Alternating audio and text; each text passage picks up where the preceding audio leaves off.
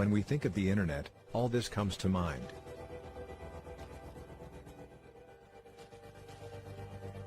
And yes, it is amazing technology. But we also have images in our mind, which we have obtained from what we have said in school since we were children. We have seen them on television or in movies.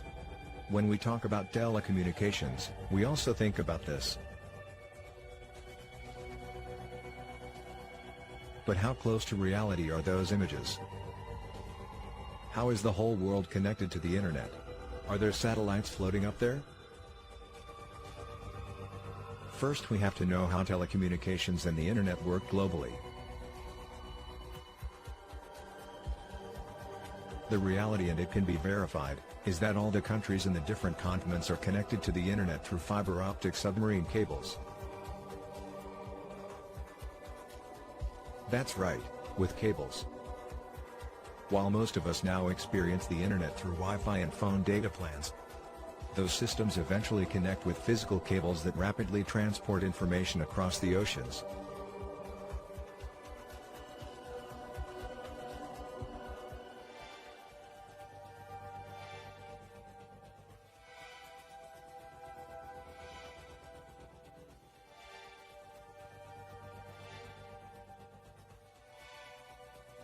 But let's go back a bit. Countries began to connect with cables from the 19th century. The first transatlantic cable was completed in 1858 to connect the United States and Great Britain. Queen Victoria commemorated the occasion with a message to President James Buchanan which took 16 hours to air. It was a revolutionary event that communication beyond the ocean it became possible, although the communication system was at that time the telegraph.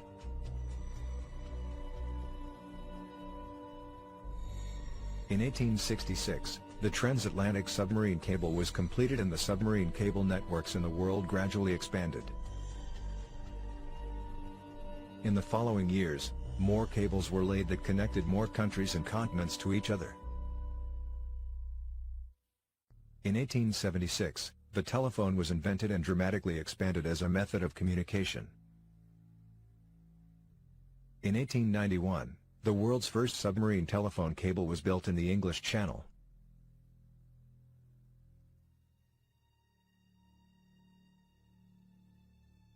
While laying a transatlantic telephone cable was seriously considered since the 1920s, the technology needed to economically viable telecommunications developed until the 1940s.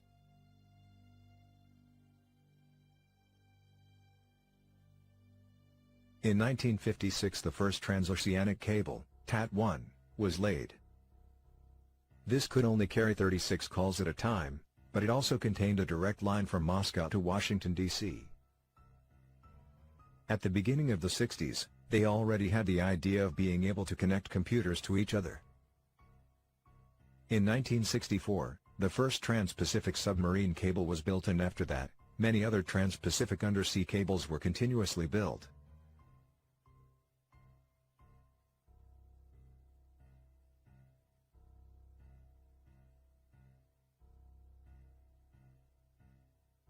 In 1965, two long-distance computers were connected for the first time, one in Massachusetts and one in California, via telephone line. This is how the Internet was born. In 1969, the United States created a military network, called ARPANET. That at the beginning there were only 4 computers connected in different universities. But 2 years later they were already 40. Thus, the network of networks continued to grow, through telephone lines. At that time, transoceanic cables were coaxial cables that transmitted voiceband signals, multiplexed in frequency. But the connections were very slow. Many of these cables can still be used, but they have been abandoned because their capacity is too small. Some have been used as instruments to measure seismic waves and other geomagnetic events. In the 1980s, an optical submarine cable was invented. Telecommunications with high quality and capacity became possible. The first transatlantic telephone cable to use fiber optics was the TAT-8. which became operational in 1988. It could carry 36,000 calls at a time. During the course of the 1990s, many more cables were laid. Until today, with hundreds of cables, reflecting the increase in internet use around the world.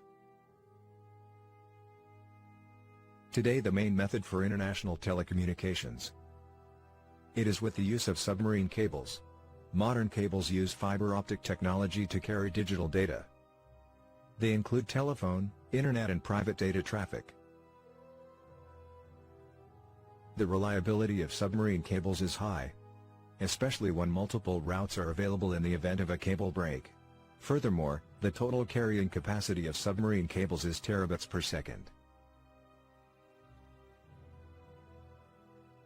In recent years, many submarine cable installations are growing all over the world. Since a communication infrastructure with higher speed and greater capacity is required due to the rapid growth of the internet. Cables are safer in deep water, where they can rest on a relatively flat seabed and they do not rub against rocks or risk other disturbances. The deeper the better.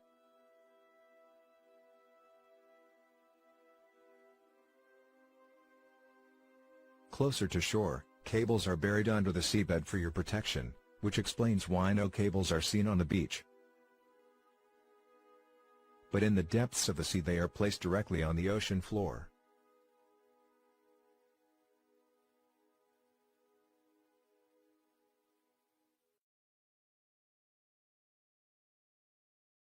This is an example of a transatlantic cable route seabed profile. There are thousands of kilometers between one coast and the other, and as can be seen, the level is always flat. Of course with its respective relief, but no curvature is taken into account.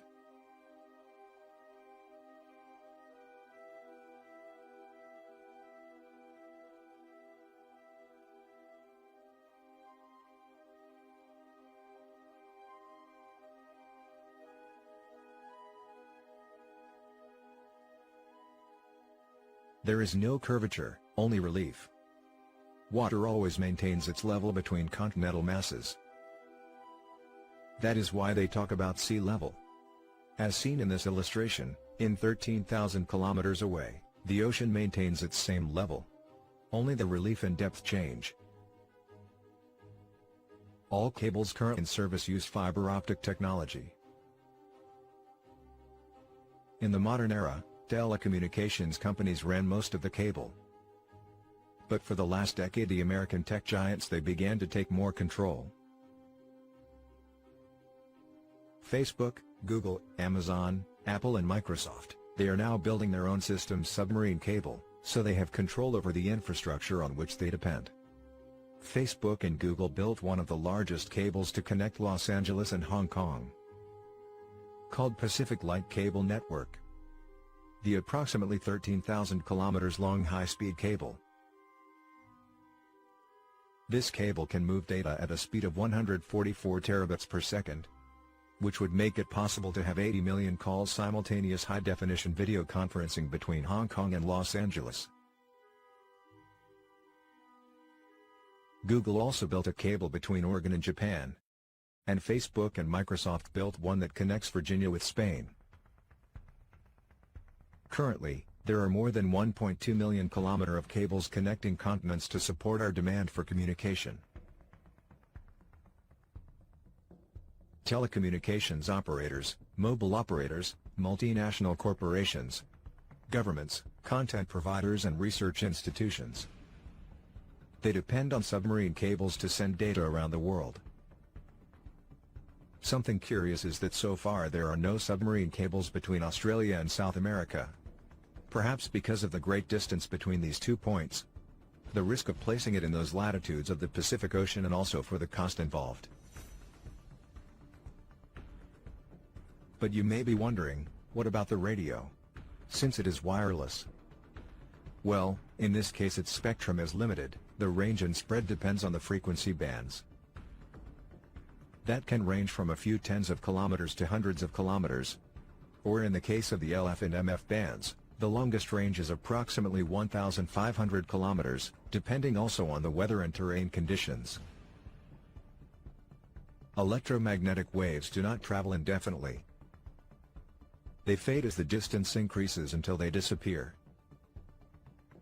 This is why repeater antennas are used, but the range also depends on the power of the transmitting and receiving antenna. And it is also well known that certain waves can bounce off the ionosphere. This means that the waves collide with layers of the ionosphere and the ionosphere reflects the waves back to another antenna. This peculiarity is used to carry out radio transmissions very long range. Since it can be calculated according to Snell's law, the angle at which it should strike the ionosphere layer to reflect the signal back to the ground and allow to reach a great distance.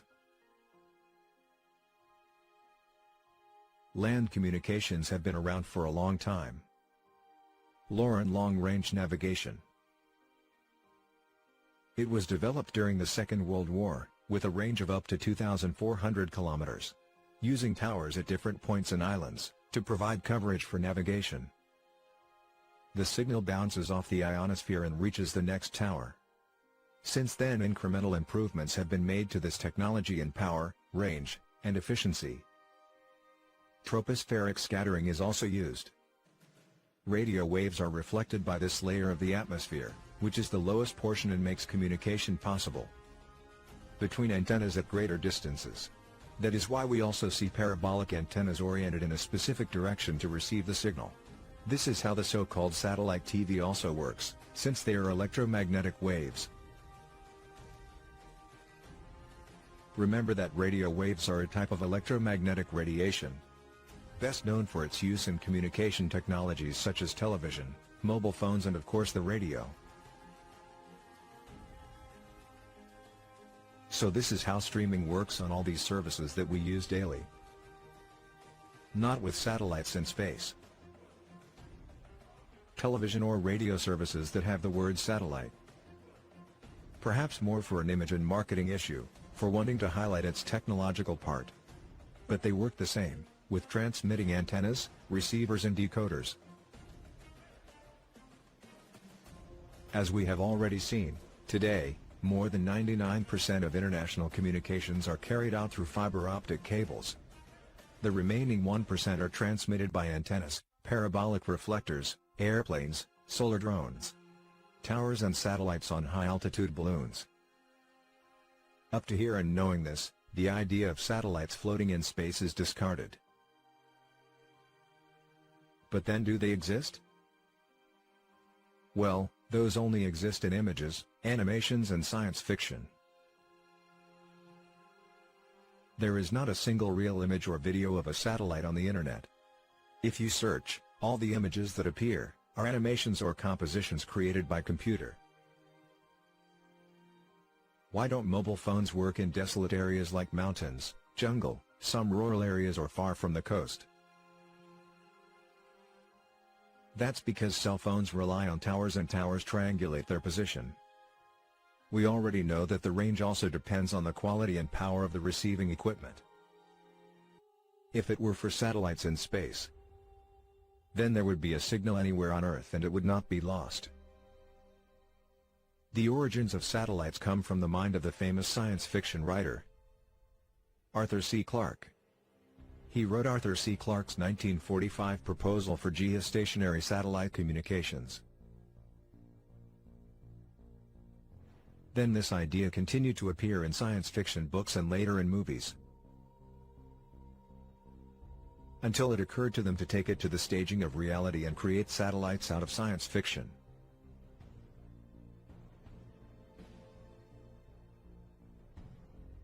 In 1968, Stanley Kubrick made a movie of 2001: A Space Odyssey.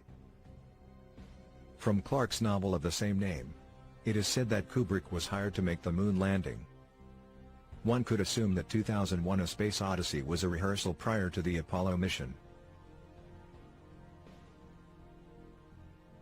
If there are so many satellites supposedly orbiting the spherical Earth and probes they send to Mars, why are there no complete images of Antarctica? Only strange images with blank and incomplete digital parts are seen on virtual globes.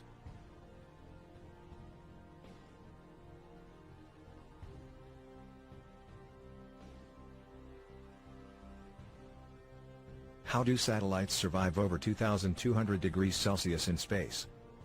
Satellites are supposedly located primarily in the thermosphere where temperatures can rise to those degrees. There are only 7 elements in the periodic table that could withstand this heat, and none have been used for satellites. If we look for some examples of companies that are involved in the satellite business, we can see that the majority shareholders behind these companies are the Rothschilds. And when researching other major US medias, we will realize that it is also the same or powerful elite groups that are behind and control this. But as I already mentioned, yes, there are some types of unmanned aerial platforms capable of staying in the sky for months, acting as satellites. But they work on airplanes or solar drones, which can be in the air, for example at an altitude of 21 kilometers, circling over the same place, for a month, or the satellites in stratospheric balloons that may be flying for several months at a higher altitude, between 20 and 30 kilometers, since they do not need energy to stay in the air, depending on the type. They may need power for their motors, if they want to stay in a precise position and not drift due to winds. Even without motors, they can try to remain nearly stationary, changing their altitude to catch the winds that propel them in the right direction.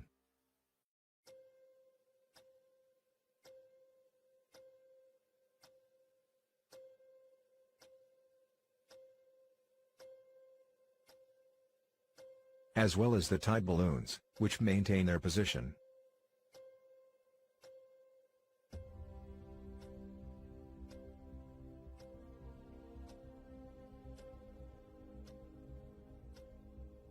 Solar-powered untethered balloons are the most useful design.